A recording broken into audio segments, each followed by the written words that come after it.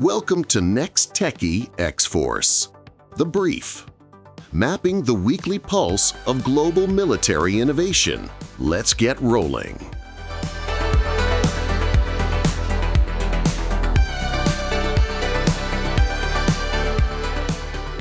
This is The Brief on the latest shift in global military innovation.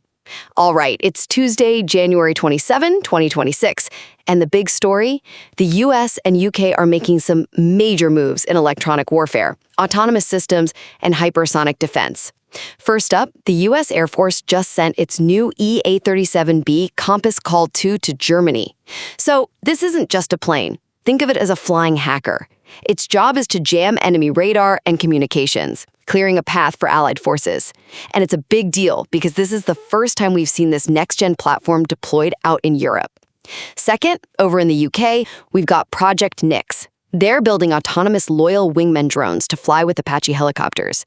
The whole idea is command, not control. So a person isn't flying it with a joystick. The onboard AI makes its own tactical decisions to achieve the mission. Wild, right? And finally, the U.S. Navy is racing to counter hypersonic missiles. Northrop Grumman just landed a contract for over $94 million to build a new rocket motor. This motor gives our interceptors the speed and range they need to actually catch these things. And get this, they developed it in just 10 months. That tells you how urgent this really is. So yeah, from spectrum dominance in Germany to AI wingmen in the UK and faster missiles for the Navy, Western forces are integrating this next-gen hardware, and they're doing it fast. This isn't theory anymore. It's getting deployed on the strategic chessboard today.